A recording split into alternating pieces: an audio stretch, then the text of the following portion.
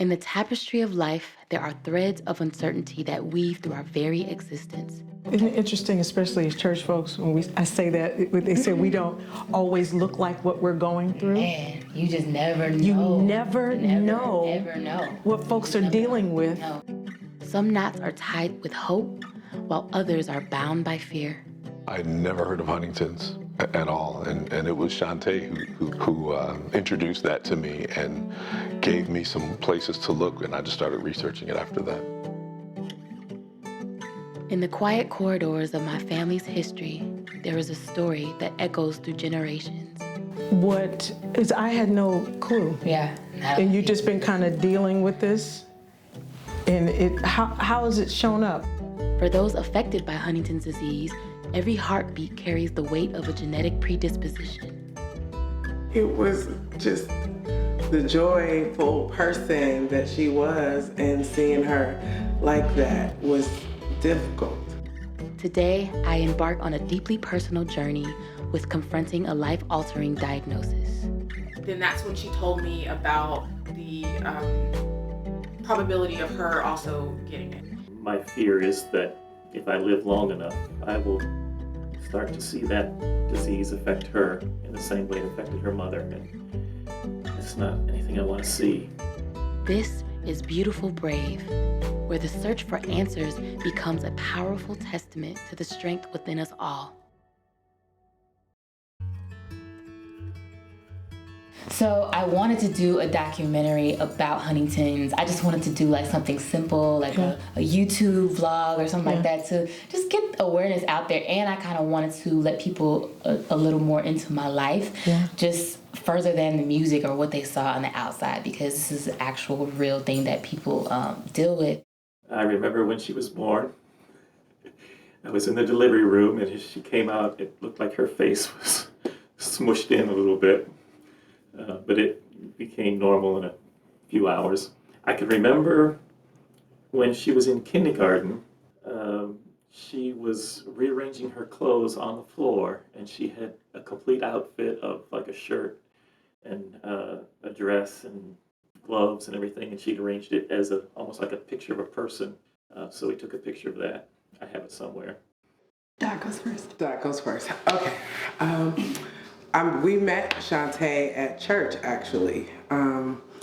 We were probably like 18 or 19 years old, and we met her together, I think. Yeah, we met her together. Actually, Chantae likes to tell the story that we were in, it was offering time at church, and she needed an offering. She didn't have an offering. And she always says, this older lady comes and just hands me her offering and says, put this in the basket. I met Chantae through a mutual friend, and actually because they had said that I would really like her music. And so this was back in the MySpace days, and so this is a way back throwback. And we went back and I saw her music and kind of reached out to her, mentioning our mutual friend. And then we kind of became friends after that. I met Chantae Cann in IHOP when I was trying to figure out what music was really about, and she was actually making fun of me because I had a laptop.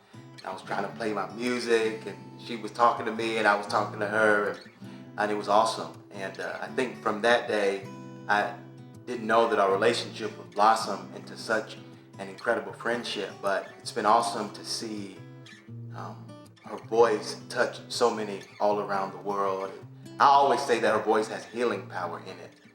And so, that's how I met Chantae, and I'm excited to see what God just continues to do. Isn't it interesting, especially as church folks, when I say that, they say we don't always look like what we're going through. Man, you just never know. You never know what folks are dealing with. No, absolutely. And you just never know. Yeah. First, let me tell you who she is to me. Chantae is super, super special to me. She's like, I want to rival with her father, actually, because I see her in that light. She is one of the sweetest people I know, and I often tell people she's like a trumpet. Her voice is like a trumpet. It's always, even when talking. So Chantae is very, very important to me.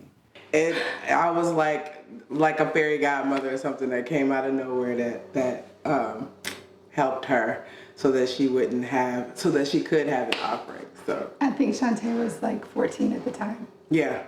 14, 15. Yeah. Yeah. Other memories, I remember once when we were on vacation in Maine visiting my aunt. She was standing on a stump outside, and I don't think she was even talking words, but she was pretending to rap or preach, but she really wasn't saying anything. It was pretty funny. I just wanted more people to know about it, and I want more people to know about me. And not just if they had Huntington's, but if they had any illness or anything that was outside of their talent and their gifts that they, were like maybe shy or scared of sharing. I wanted to, just kind of create that dialogue and let creatives know that like there's a place for us. And I'm sure you can learn from my story. I can learn from your story, just have that. And a way to celebrate our humanness. Absolutely. Because our humanness is not just our creativity, right? Absolutely. It's the pain, it's the hurt, it's the dysfunction in the families. It's all of that stuff that creates, how about that creates the creativity in us, right? I have also been very impressed by how her friends and colleagues talk about her and what they say. It makes me think maybe I did a pretty good job raising her. But definitely it's been a positive impact. Raising her helped me grow. She's not one to be a self-promoter. Those who know her know that is usually not her MO. And we were going through a drive-through one time getting some food. And I remember getting to the window to get our food, and I just stopped. I had one of Chantae's CDs. She had like a single on a CD, and I just kind of held it out to the woman in the window. I said, "Listen, you're gonna want to know who this woman is." The woman's like, "Are you famous or something?" I said, "She's gonna be." Chantae is like beet red, blushing, like not really wanting all this effusive praise spent her direction. And the girl stops and goes, "Can I have your autograph anyway? Because I think you're gonna be famous." And it was just, we would have moments like that all the time where times where I could like almost give her props and her flowers right now, because she was always kind of pushing that away. I met Chantae the summer of going into 6th grade. Chantae was my neighbor. She moved in from Chicago that summer, and we hit it off from then, and we've been best friends ever since. I was the third call for this gig at a good old church. Ooh. Yeah, I played my first show with Chantae, and man, we hit it off from that first day.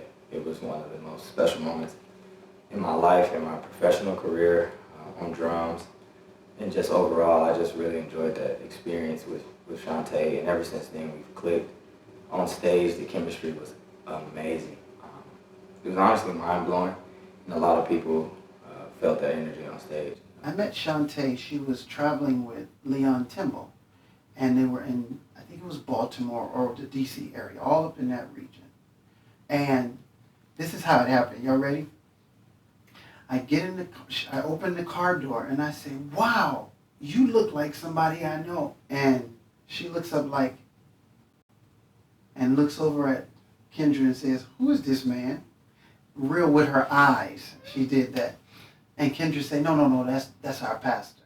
So one of the things that I take great joy in, and took great joy in as it was happening, as Chantae's growing up, it became clear at an early age that she was very musically talented. And I like to think she got, well, most of it from her mother, but some of it from me.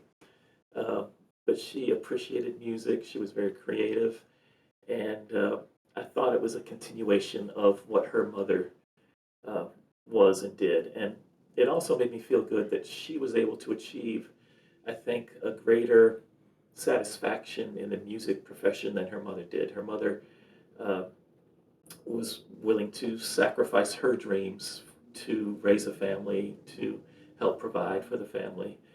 She was a school teacher. And so, although she did professional music engagements, it really gave me great joy to see Chantae making a whole career out of it. And then that's how it happened. And then from then on, I can't remember a gap in between. She's been in my space, in my home. She comes to church. She is Chantae Cann.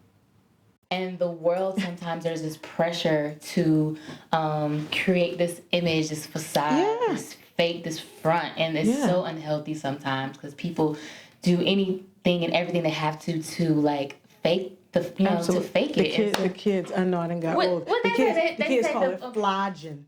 Oh. They're like, you camouflage. Oh, they be flogging. They be flogging. The etymology behind it. I'm just trying to tell you, this is what the kids teach me. I don't want to be flogging no more. You know what I'm saying? Speaking of kids and family, what was the family dynamic like when your mom started showing symptoms?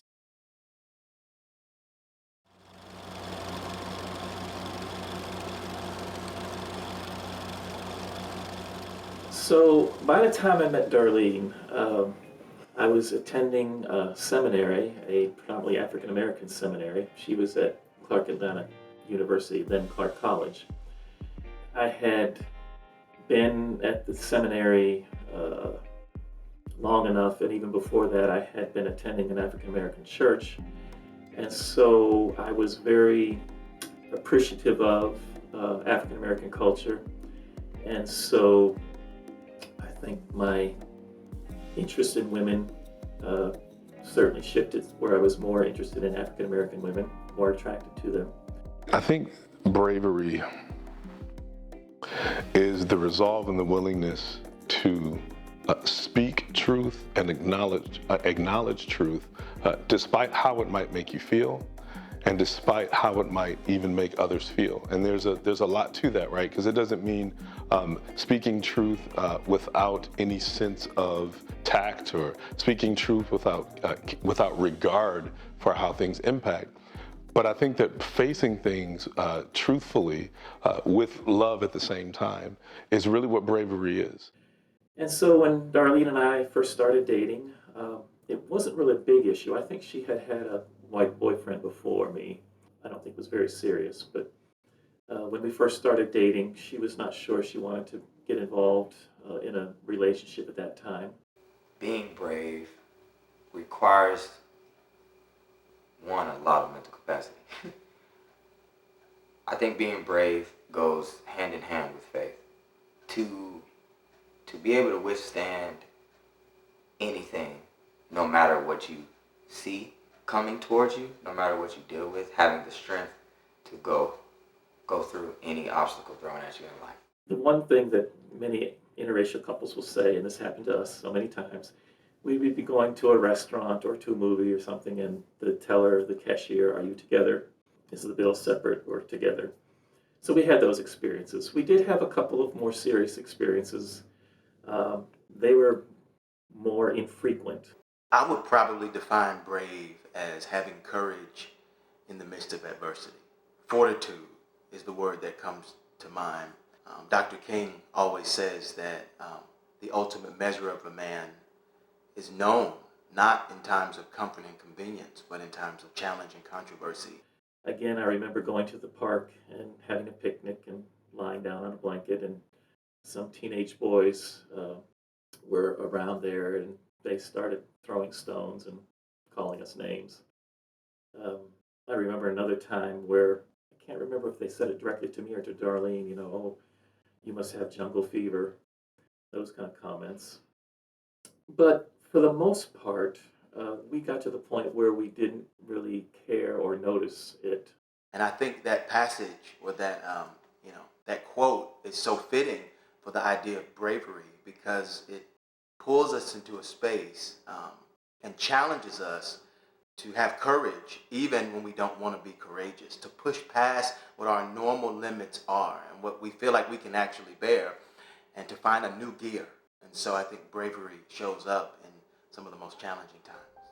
There was one other very serious incident that happened later on when Darlene was teaching, where she started getting these threatening phone calls. And there was a woman calling and saying, oh, you're a traitor to your race, and I'm going to kill you, and I'm going to kill your family.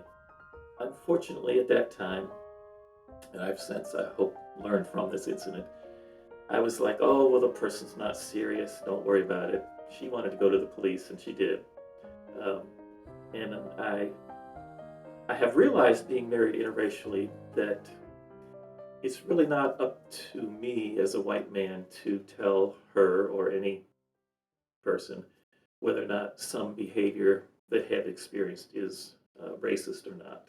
So my definition of the word brave is anytime you come up against something that could be scary, overwhelming, something that you really might not even know what the outcome is, you persevere no matter what, no matter how scary it is. So I think it really takes someone with perseverance to be brave. So that is my definition. When we were thinking of adopting a child, I went to the doctor for a physical. That was a requirement for the adoption application. And they charged me like $25 for the physical. Darlene goes to the exact same place 2 or 3 days later with the same form to be filled out, and they charged her like $50 or $70. And then we called back to say, what's going on? We should have charged David more, but we just made a mistake, and we didn't believe him. So there were incidents like that. With the phone calls, nothing actually ever did happen. But she did go to the police, and they gave us some tips, but eventually the call stopped. So that was that.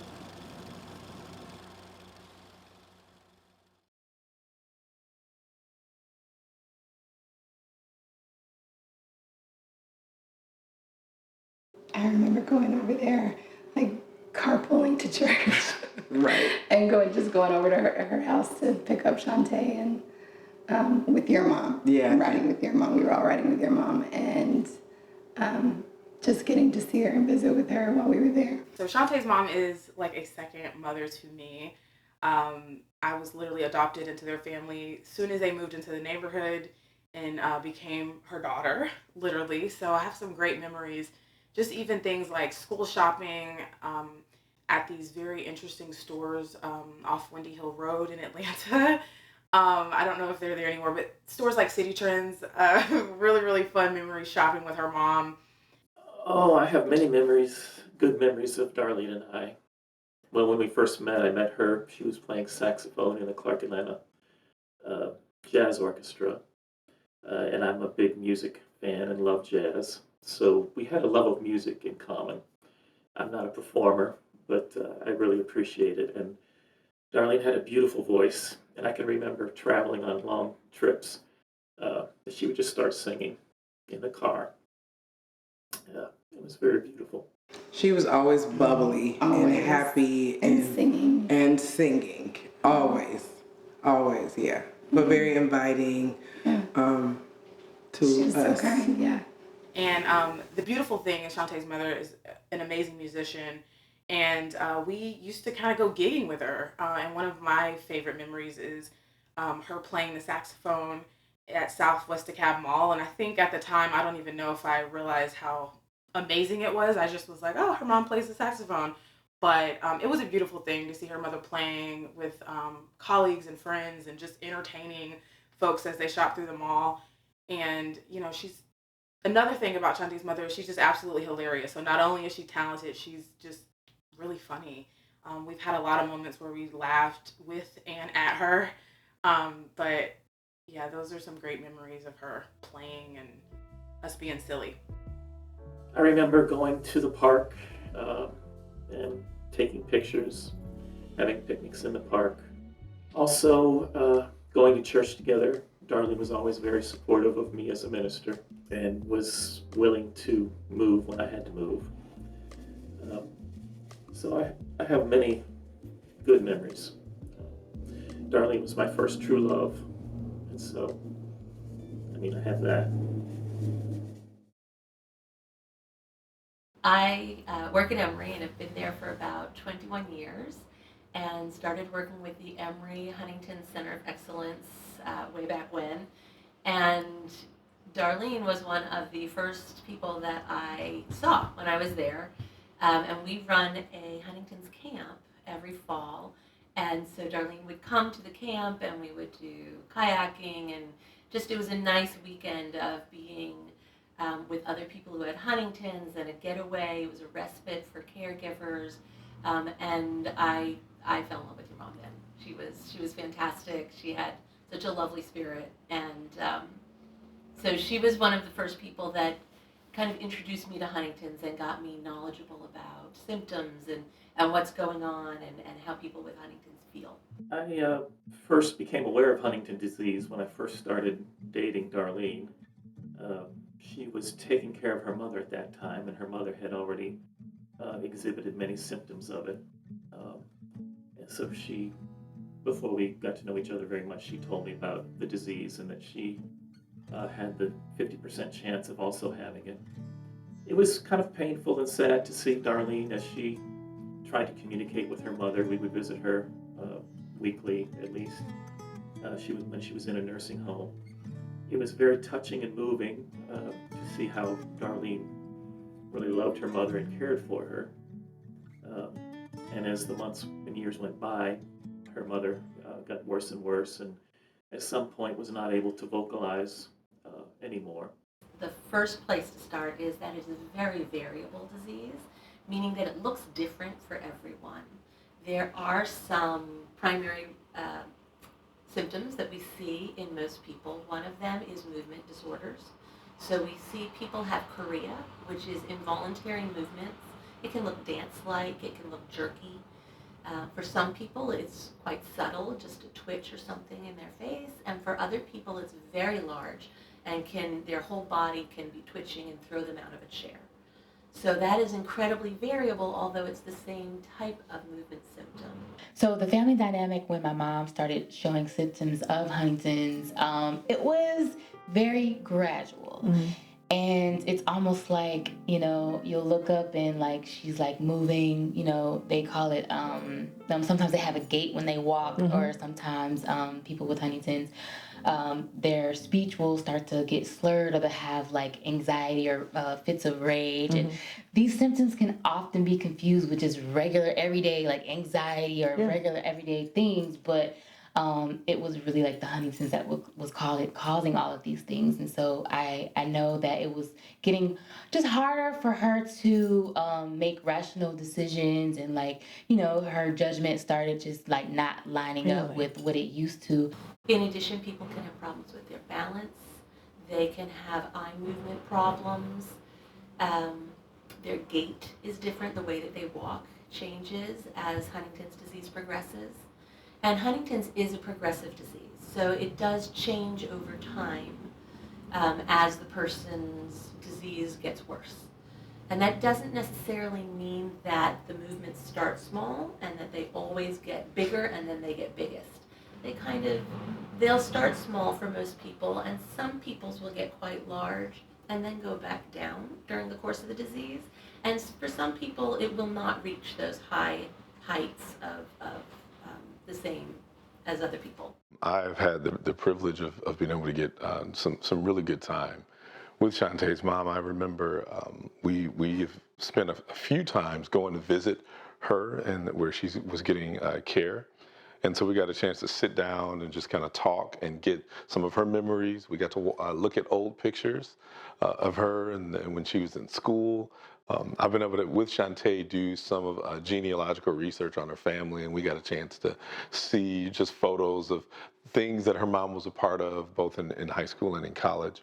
I think my interaction with Chantae's mom was solely through pictures and midnight phone calls with Chantae, in which she was describing the journey that her mother was going through. It's interesting because when I met Chantae, I think her mother was right in the beginning of the turn, as I would kind of call it. Never did I know that, about 10 years later, my mom would go through her own kind of turn in terms of dementia and Alzheimer's. When the symptoms started with Darlene, again, it was kind of traumatic. You didn't want to believe that it was happening. You weren't sure. Maybe she was forgetful. Maybe she was changing, just because as she grows older, she develops into a older person. And so I guess I was always second guessing myself if she would say or do something that might make me think, well, this is a symptom. And then I would argue with myself, well, no, it was just she forgot something. And then we also have cognitive problems, which means the way that someone's brain is working to process things, to figure things out.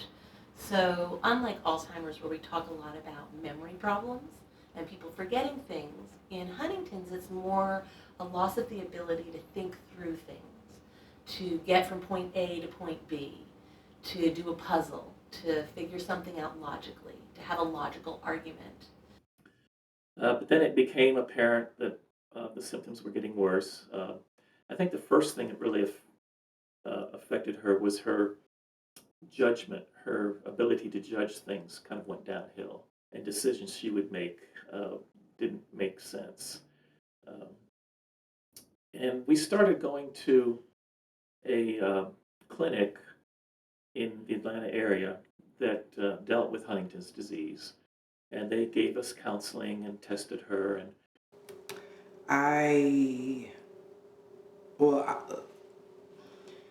the first time that I saw her mom after a long time and saw how it had affected her, Chantae was out of town and asked me to stop by the house to get her mail. And I went to her house, and her mom came to the door, and I went inside, and it was hard. There's also a psychiatric component to Huntington's disease. Most people get apathetic. I always say their get up and go is got up and went. So they just don't feel a desire to do things anymore. It's really hard for them to do anything. That impetus has left them. The desire to get up and do something has left. And that's part of the disease. Some people have depression, some people have anxiety, some people get paranoia or obsessive compulsive disorder. So it can be really any kind of psychiatric problem, all the way through a psychotic break. this was about the time that the test was first coming to be practical to test for Huntington's. They told us about it, and we decided that we would go and have her tested, and she tested positive. I went in the house, and then I told her, I said, let me go run out to my car because I just broke down because it was just the joyful person that she was, and seeing her like that was difficult. I know that it was getting just harder for her to make rational decisions, and her judgment started just not lining up with what it used to. Mm-hmm. And it was difficult on the family because that's my mom, so it's like I'm used to her getting on my case about stuff. I'm used to her getting on my nerves. I'm used to her being like that mom. It is almost as if God was preparing me through Chantae's life and through her journey for kind of my own journey with a mom who was going through some challenging things and kind of overnight changes from one person kind of to the next, but it's still mom inside. That Korea that I was talking about, most people who have Huntington's don't notice that their bodies are doing that involuntary movement. It bothers their spouse, their friends see it, but they themselves don't notice that it's happening. So the same thing for the cognitive problems. They don't realize that these changes are happening within them. Their work can suffer, and they just don't know why it is suffering, but they know that they're getting bad feedback now. So that is something that can happen with Huntington's as well. And again, it was devastating. One of the great influences or impact in my life has been those many years when I saw Darlene just continuing to go downhill. It was like the person that I had married was taken away from me. And I didn't know what to do. I couldn't do anything.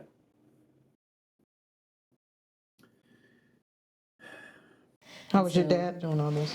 I asked because we may not have Huntington's disease in our families, but we may have alcoholism, or we may have dealt with cancer, we may have dealt with Alzheimer's, or whatever it is. We're all affected by something. What was that like for your dad? I know it was more difficult than he was letting off. And later on, we eventually were able to just be emotional and like vulnerable and like talk to each other in that space.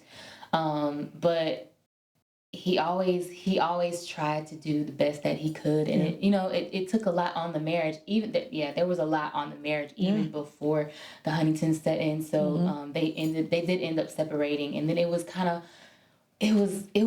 of strange because there were some people who thought that it was because of the Huntingtons that my dad, but it was much more than that. But that was a factor. Yeah. So it was just like, wow. It was just interesting finding my own place in that, and the family dynamic, and I mean, to this day, I still feel like I'm in grief over the loss of her, even though she's still alive. I remember one time going and taking, Chantae and I went to pick up her mom and took her out for ice cream. And we got to sit and talk with her. And as she was communicating, and we were kind of making out some of the things that she was saying, she was extremely sharp and sharing a lot of her memories as we were kind of making out some of the things that she was saying. And while she was just enjoying this ice cream. And it was such a beautiful picture because yes, there were a lot of hard things happening, and there were things that were obviously occurring with her and her ability to speak and to be able to move.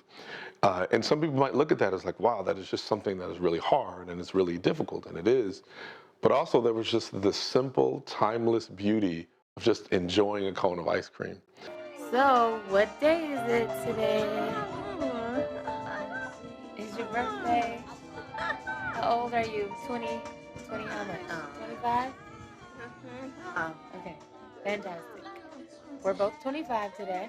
Well, I'm 25. You just turned 25. I certainly have no regrets. Well, I mean, when we were young and first married, and I knew that she had this possibility of having this horrible disease, being young, you think it's not going to happen to you. So we didn't really worry about it too much.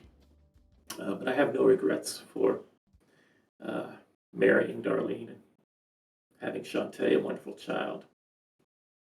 It's all been worth it.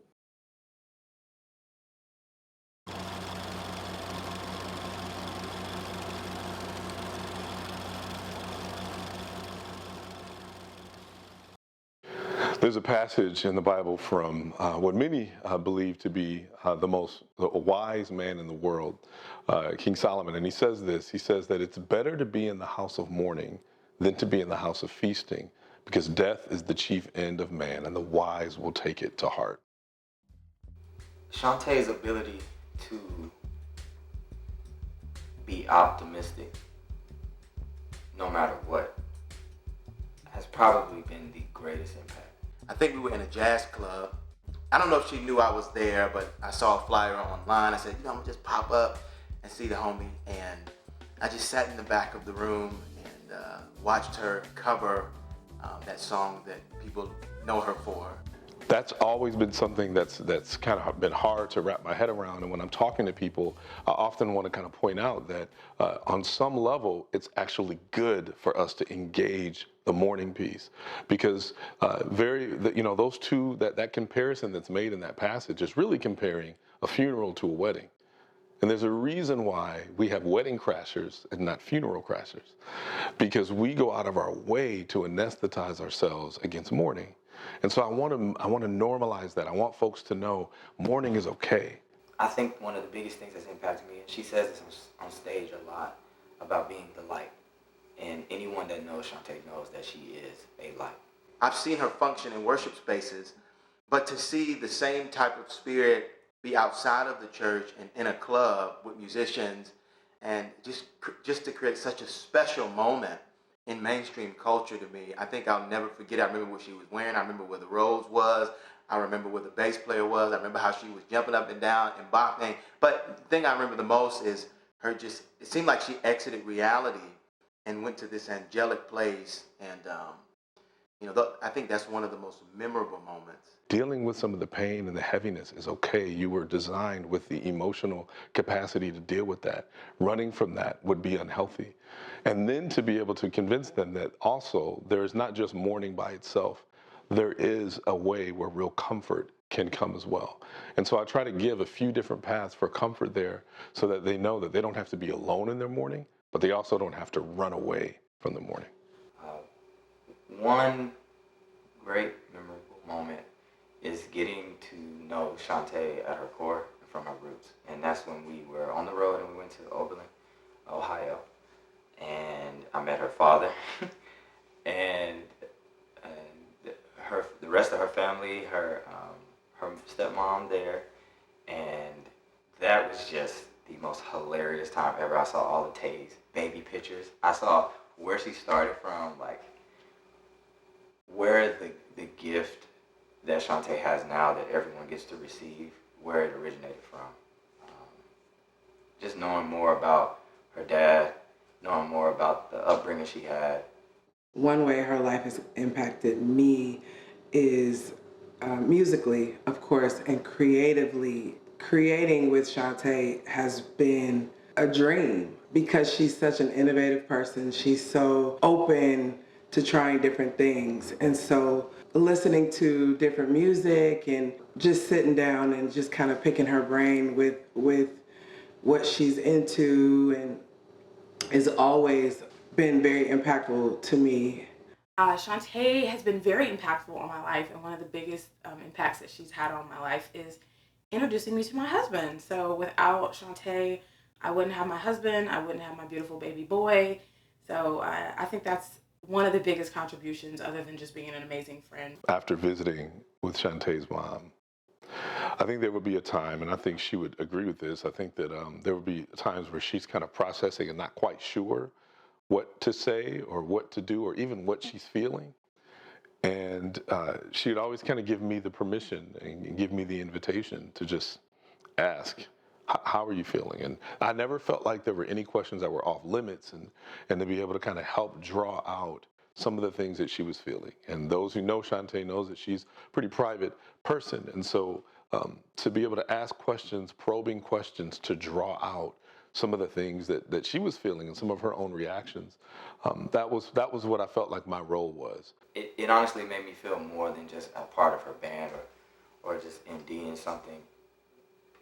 It made me feel like we were true family and connected for real. That made me feel comfortable with my relationship with Tay. And ever since then, it's kind of just been very eye-opening to know, her coming up in church and singing and playing all types of instruments.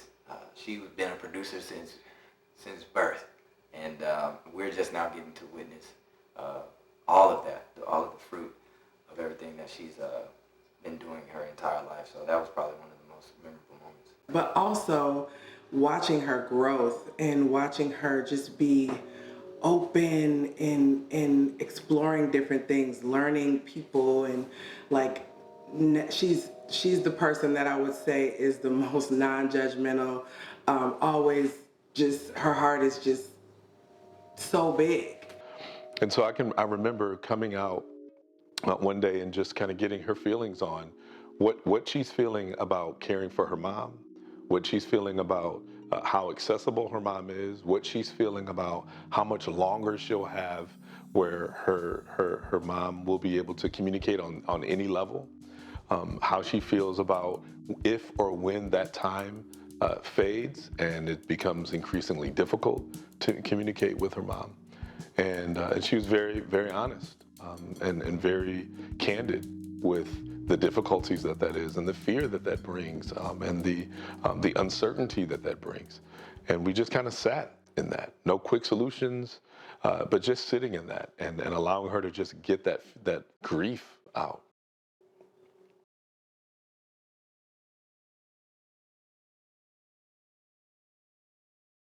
Before knowing Chantae, I had never heard of Huntington's disease. Not at all. I had never heard of Huntington's at all, and it was Chantae who introduced that to me and gave me some places to look, and I just started researching it after that. As I said, her introduction to me regarding Huntington's, if I said that right, felt like it was preparation for what my mom is kind of going through now. It's as if, it's kind of dementia, Alzheimer's, my understanding, limited understanding, and some other things all kind of in one. So no, I had not heard about it until Chantae educated me on this particular category. I learned about Huntington's disease early in me and Chantae's friendship. We visited her grandmother in a home, and that's when I learned about how ugly this disease could be because I saw it right in front of me. I then, years passed on, and we discovered, I'm sure Chantae already knew, but I learned that Chantae's mother had it. And then that's when she told me about the probability of her also getting it.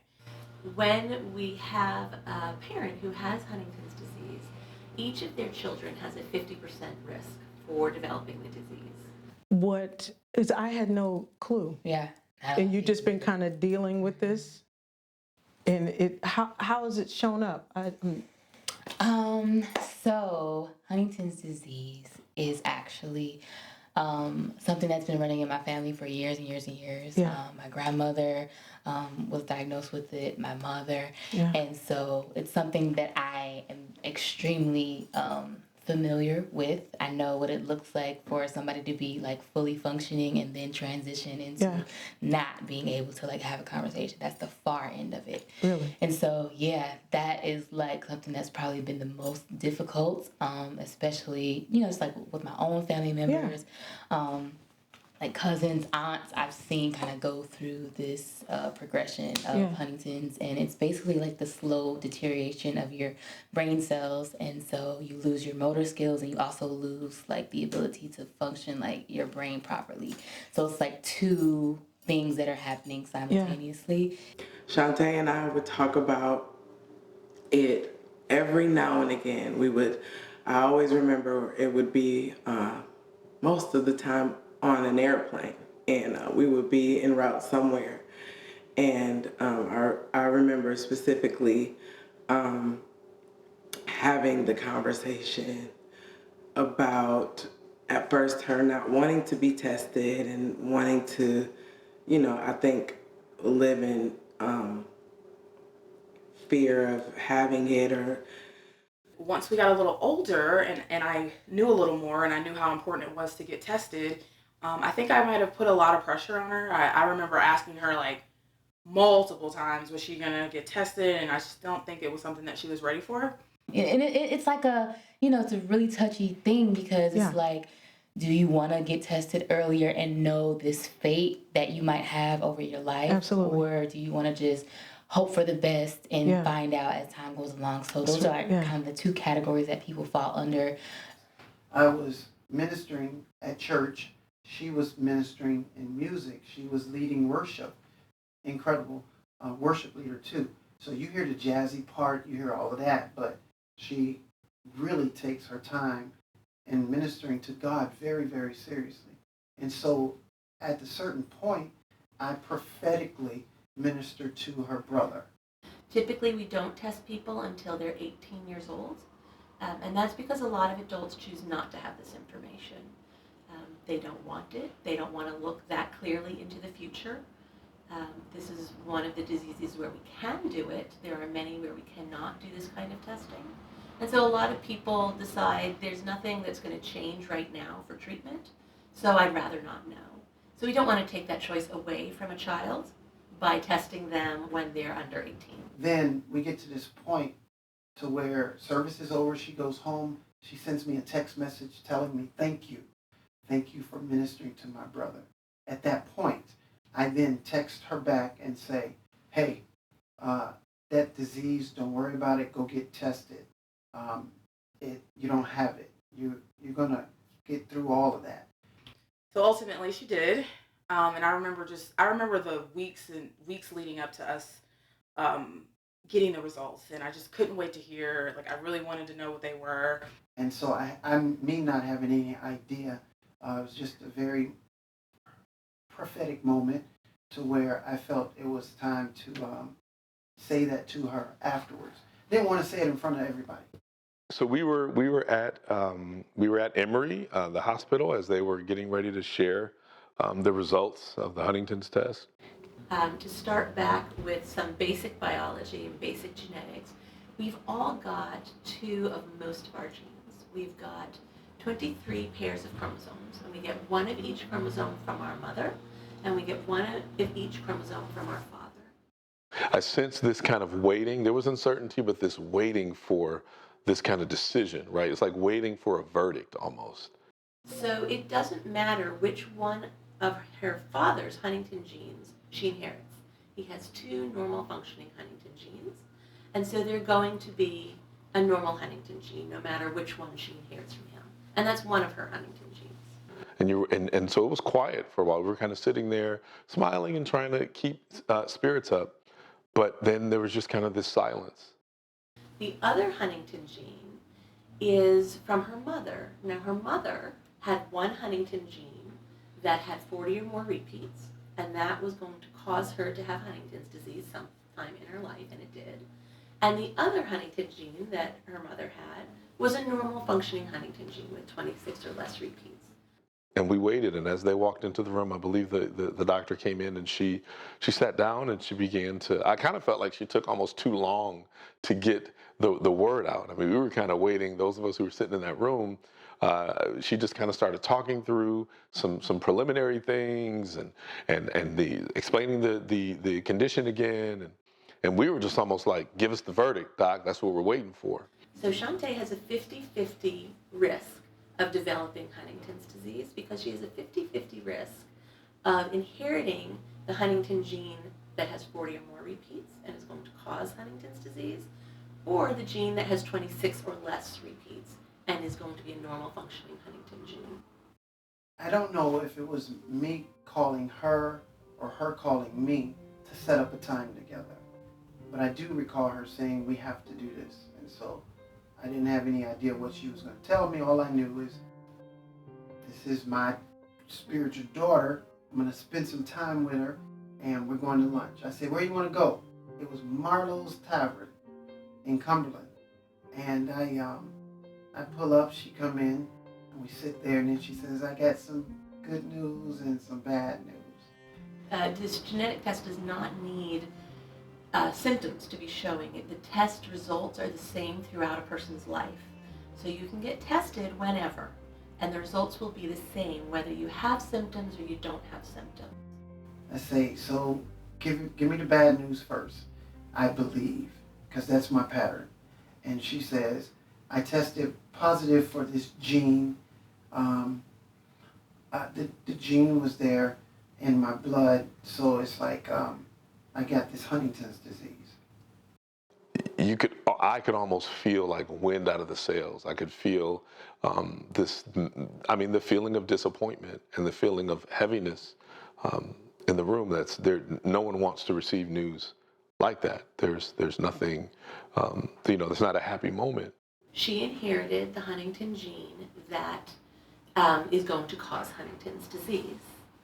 So once she does the genetic testing and we see that, then we know that she is going to develop Huntington's disease at some point in her life, but we don't know when exactly, except to look at when her mother developed symptoms and to say if you guys had a similar number of repeats, you're going to have a similar age of onset. Not exactly the same. Could be a bit earlier, could be a bit later. I don't know if I want to say devastated, but it was my worst fears coming true.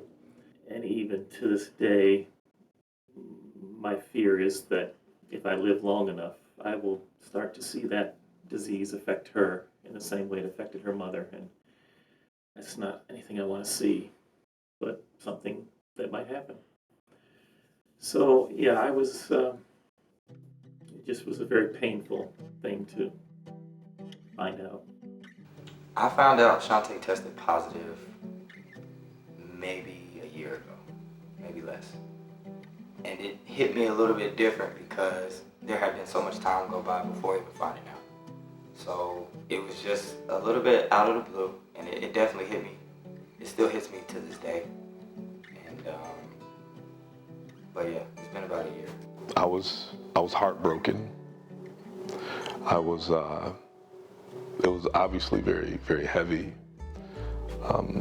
Because Chantae is just somebody that's always just kind of this effervescent, bubbly, full of life character when she's kind of on the scene. And I also was very concerned that she would retreat into kind of hiding in plain sight. Because sometimes when you are bubbly and effervescent, that can also be a mask. And so I desperately thought about how that defense mechanism that any of us could have could definitely kind of rear its head, and she could almost kind of sit in a place where she wouldn't feel safe enough to even grieve for herself. As many times as I've seen you perform, as long as we've been around each other, I've never seen anything that says, what, she's acting strange, or she's, what, you know what I mean? I never. Okay, so I have not been diagnosed. I just tested positive for the gene. You are not diagnosed until you see signs, and sometimes it's like either in your mid-30s to early 40s, which was when my mom started showing signs of it, or you can have like the juvenile version of it as well. And so, it's just one of those things that I think about on a regular, consistent basis, but one of those things that I try not to let like really, really hold me back. And I've come a long way in processing all of this. Like my mom especially come a long way. Just kind of feeling like this is not fair. Yeah. Knowing, what her mom has gone through, and I felt angry about that, and at the same time, I also felt a sense of like, at the same time, while I had this worry, I also felt this like release of some anxiety, kind of in knowing that, okay, well, so this is, this is what it is, and now I think the time has gone on. The understanding it more. I think the initial reaction was just because I didn't understand it. I didn't really know that much about it. But I was frustrated. I was angry. There's a lot of questions because you get this feeling, it's easy and it's wrong, but it's easy to feel like, man, like this is not the person that deserves this kind of thing to happen. Because we think that tragedy is merit-based. I believe she told me right before she went on stage to perform. So I remember crying that entire concert, like just a mess, crying. And it was really, really hard for me because I was really hoping for a different outcome. But yeah, that was the day that I found out. And I also remember in those moments watching her perform, I remember making a promise to myself that like, no matter what, I'm going to make sure she's good, whatever that looks like in the future, whether that looks like me taking care of her or whatever it looks like. I'm going to be supportive and be there for her. But ultimately, I was hoping for a different outcome, but I know it's going to be okay. Did you, I don't know, I kind of asked you earlier, have you seen any changes in yourself, or are you kind of, I woke up a little later today.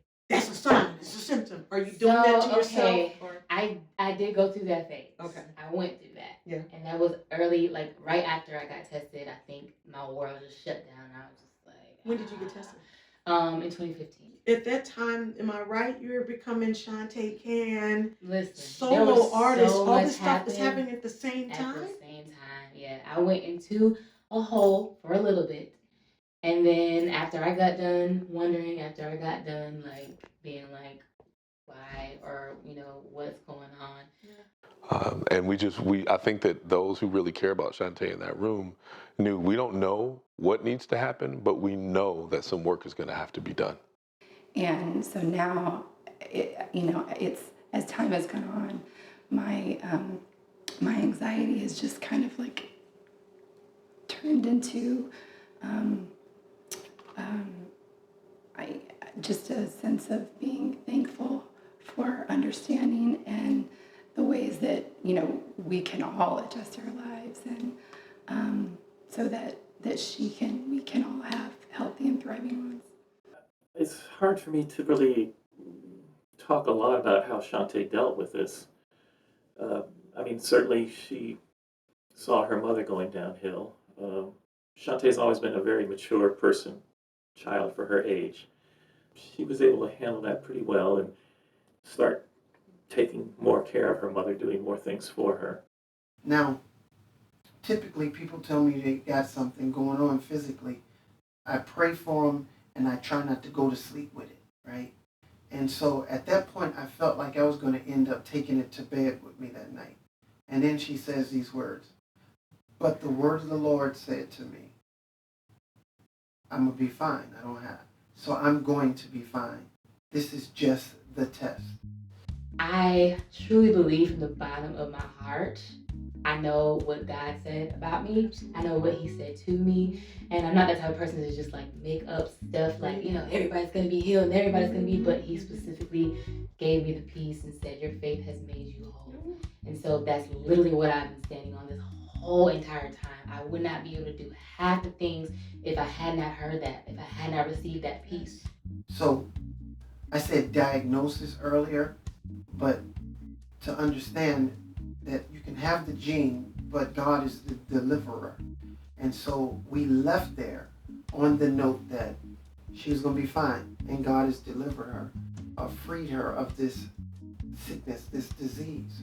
And people even ask me today, so like, how are you? Do you want to, you know, check out these options, or like, how is it going to be? Do you have something set up, you know? So obviously I want to take as many precautions as I can as a human, as an adult, but I do not want to let that deter me or depress me or like hold me back from what I have to do.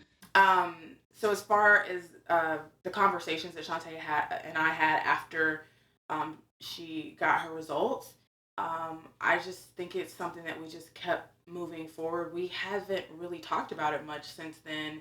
And I just think that is a testament to who she is. She's going to continue to press forward and be who she is and not wallow in anything negative. So we might have had one short conversation about what this looks like for her life, and we've never talked about it again. So I wouldn't even be able to know how she's dealing with it because it's just not something that I'm going to bring up. Just knowing who she is and how she handles things, I just think that we're going to just make the best of life and keep it moving. Like several weeks behind each other, I was calling her saying, "Hey, you all right?" And one time she just put it to rest. She says, "I am totally fine." And I think that was her way of saying to me, "You ain't got to call me and bug me about this no more." I remember having some discussions, but not a whole lot. I do remember Chantae telling me the news that she had tested positive. And I don't know if it was right then or probably sometime later when we were talking, she told me that she felt like that God had healed her from it, that she wasn't going to get it. And in my mind, I was like, I mean, I hope it's true, but you know, my fear was that it wasn't. And the other thought I had was, if this is what helps her to deal with it and be able to live her life, then that's fine. Because I've known Chantae for the time that I have, she knows me well, I know her well, and I think that she knew that that just giving kind of watered down kind of answers just to keep the conversation moving would not work. That's never been the nature of our relationship. So I think she knew, let's not even waste that time, and she did. She started sharing what she was feeling. She was sharing what she was still hoping for. And she was, you know, one of the things that I do remember is, and I think people who have dealt with hard situations often feel this, she was feeling the pressure of having to assuage everybody else's hard emotions and feelings about it. And that was kind of the big thing, right? Other people would find out what's happening. They might be reduced to tears and they might be feeling a lot of different things. And then she feels the need to comfort them as they are mourning her situation. Honestly, since finding out Chantae was tested positive, I don't look at her different. I look at her strength and I look at her courage differently and how she's moved in her life and her career, knowing what she knows. Already knowing that she's tested positive, but doesn't allow that to affect what she's doing now, present day. She didn't feel like she had to do that, I don't believe, and she just started sharing what she really felt. And I know there's the uncertainty. I don't know when these symptoms may come, right? I don't know, they say it may be around the time where my mom's symptoms came, but it could be later. I don't know. It could be before. I don't know. And I also remember, and this is something that inspired me, because she didn't know the time that before those symptoms would come. She knew she wanted to do as much work to get as much of her own stuff out before that. I honestly probably thinking about it more than Chantae does. I think that the past couple of days it's hit me even harder, just thinking about it, understanding that someone like Chantae would test positive for it. It's been a little hurtful at different times because I felt like she doesn't deserve it, she doesn't need it, and why her? That was my initial feeling. I think one of the things that me and Chantae connected on early on when we were talking about kind of her journey through this testing and the diagnosis and all of that is, I think we're not owning it, right? We're not holding it tightly. We believe in a higher power and are hoping for healing. So let's talk about new research in Huntington's. There are 3 different kinds of research, clinical research that we do with all types of medical diseases. One of them is what we call observational, and that just helps us learn more about the disease. So in Huntington's, that's studies where we do MRI scans or PET scans, blood tests, exams, but no interventions. And we're just trying to figure out more about how Huntington's develops, how it progresses, how it might affect people differently. So those studies are always ongoing, and they are ongoing right now for Huntington's disease. But also, I think some of the things that we also shared as we kind of held this thing loosely but not tightly was that God was still on the throne, and that no matter what happens in her life, that the life she is living now will still produce greatness, that she will leave a legacy that would live beyond her, that God will get the glory out of her life. And whatever you believe about yourself, you're right. How about that word? Whatever it is you believe about you, you're right. So if I believe I am healed, if I believe that God said that I'm going to be all right, that's what it is. And I've never felt more healed. I've never felt more whole. I never felt more purposed, and I know I needed to kind of go through that. And I was like, God, but you want to know truthfully, He gave me a piece about it before I even got tested. So when I got tested, that's when I was like, okay, God, but you said this. Like, you know what I'm saying? You said this. Another type of medical research that we do is what we call symptomatic research. So it's the type of research that we're doing where we're trying to find out more about how we can help someone's symptoms. So we're not affecting the cause of the disease, and we're not necessarily slowing down the progression of the disease, but we're masking those symptoms so that the person who has the disease can have a higher quality of life. And that's a lot of the medications that we have available to us right now for many diseases, including Huntington's disease. So we have medications that are FDA approved for Huntington's disease that are just for the chorea. They don't slow down the progression of the disease, but they do help people's chorea be smaller, less. And so it doesn't affect their life as much. And I remember her saying, I want to take advantage of the time that I have, and I want to put out the music that I can, and I want to get out the messages that I want to, before any of these other things come, because I don't want to waste the time that I have. And I remember her focusing on that a lot. We're living in the present moment right now, and I feel like what keeps me from not being worried or concerned all the time is knowing where me and Chantae are right now and our relationship. And I'm just glad that we get to spend every moment like it's our last moment and we enjoy it. So that's really important to have that kind of research going on. And that is ongoing with Huntington's disease. We have a lot of those different kinds of studies that come and go. And then once it's been proven to be safe and effective, it goes on to the FDA to see if it can be approved. focusing on still the feelings and the emotions and the uncertainty, but also there was kind of an exigence. There was this thing that needs to happen within a period of time. And she was like, I gotta get to work. I gotta get moving.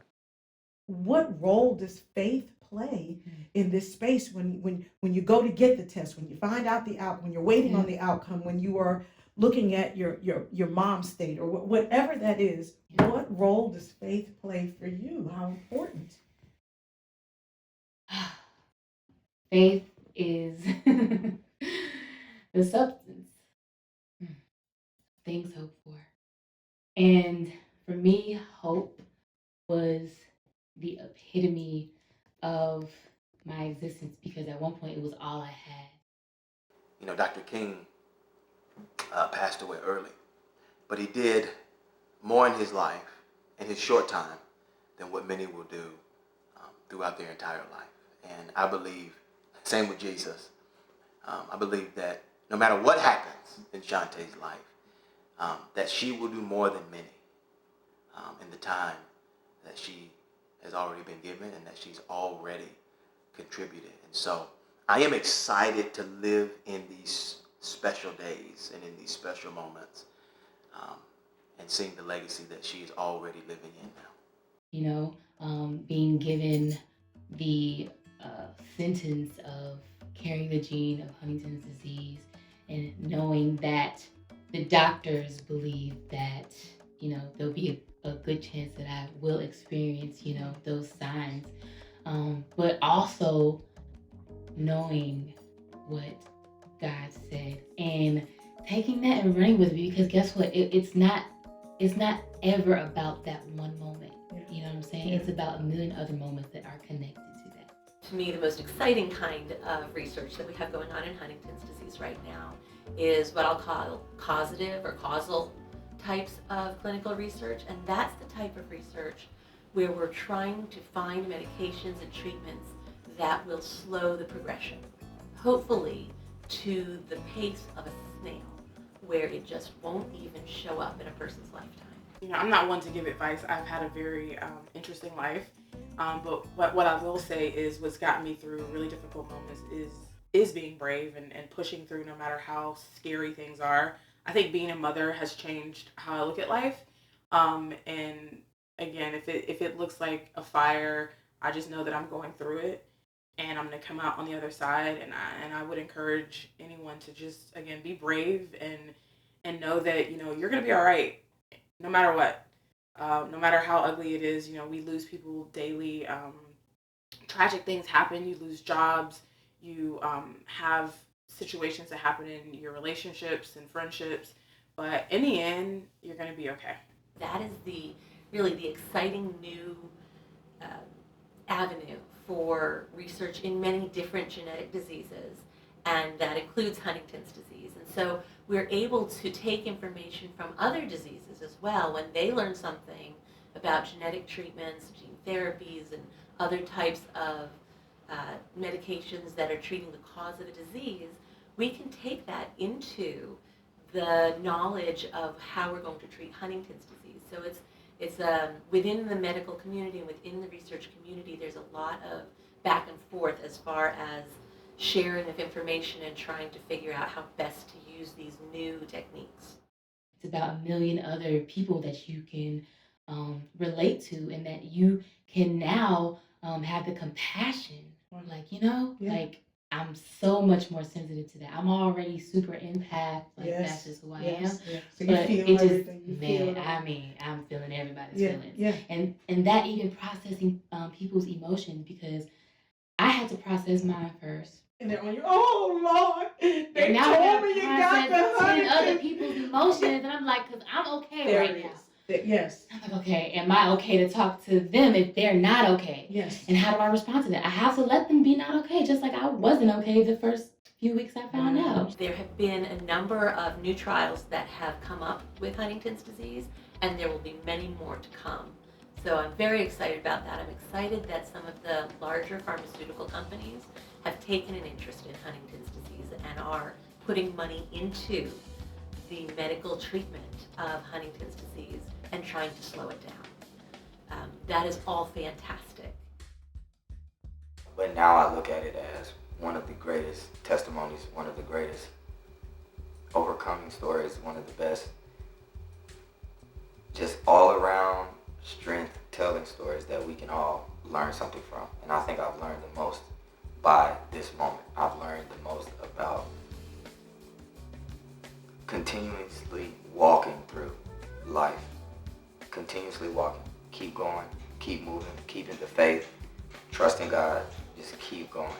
And I know that Chantae has literally allowed me to really continuously to see the light no matter what, period. But even looking back now, I feel like I was more of a, like, okay guys, this is my story. Yeah. I still wasn't 100% super comfortable in processing my own stuff, but I didn't want to keep it from the people. So I shared it with my close people, and I was very selective in who I, shared it with, because you're not meant to process everybody's emotion, because you ain't made for that. That's you know what I'm saying? That's Only God can do that. That's right. And that's why He's God. As far as what I've learned or what I would take away from my experiences is that life can be wonderful. It can take very different turns than you thought it would when you were young, but you can still live a good life. You can still enjoy it, and whatever comes your way, you can handle it. I would like the world to take away that relationship, kind of the marriage between both mourning and hope.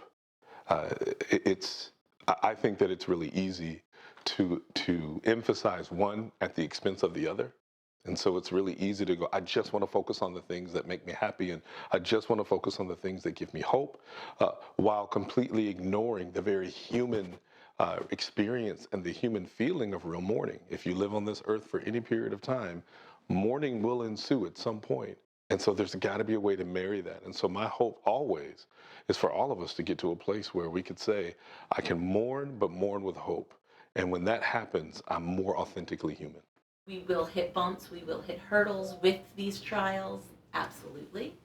But I tell a lot of my patients, just because a medication was the first one out of the gates, if we look at this as a horse race, the first one out of the gates is not necessarily the horse that's going to win the race, right? So we'll see which horse ends up winning, which medication ends up being the best for people with Huntington's. And it may be that there's a mix of several different medications that end up working together to be the best. And we're waiting to see kind of where all of that leads us. But right now is a very exciting time in Huntington's research, because we're really seeing a lot of development and a lot of money being given to this type of research. After some time and just some reassurance and some confirmation that only God can get your attention through, it's like, okay, so maybe this is why. And maybe I might not even know the full reason. I'm not supposed to, and that's okay. I just know that I have to do my part and be obedient to what He called me to do. So that's what all this is about. Yeah, I think I don't know that it's something you ever get used to. I had a moment, I don't know when this was, it was recent, where I was doing some deep therapy, as I'm kind of now shifting into kind of a pastoral lane myself, and so I wanted to go on a little retreat and kind of get myself ready for kind of this new season. And as I'm sitting with the therapist over Zoom, because it's in the middle of COVID, we're doing what they call drama therapy, where you act out. I'm gonna make it through it. You're gonna make it through this. You're gonna make it through this. Where you act out different moments in your life. You turn objects into people. And so we turned the deodorant into my mom, and we kind of put my mom on the dresser, and she's asking me over Zoom to talk to my mom. And it was as if it was the first time that I acknowledged that even though Mom was here, she left. And the type of emotion in that moment. I just broke down. I was like, Mom, she's gone. She's still here. Her spirit is still here. Her mind is still here. But who I knew my mom to be,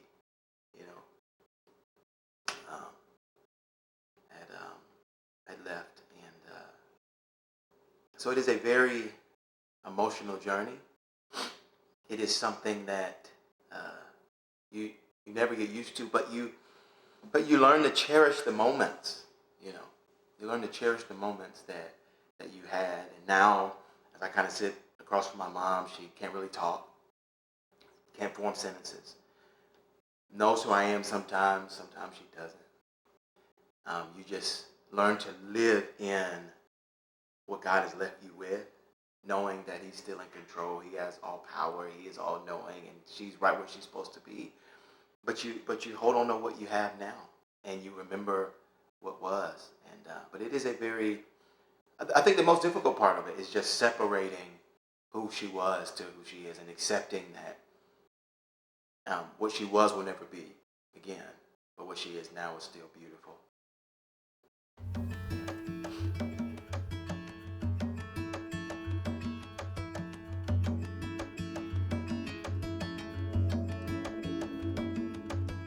You've come too far,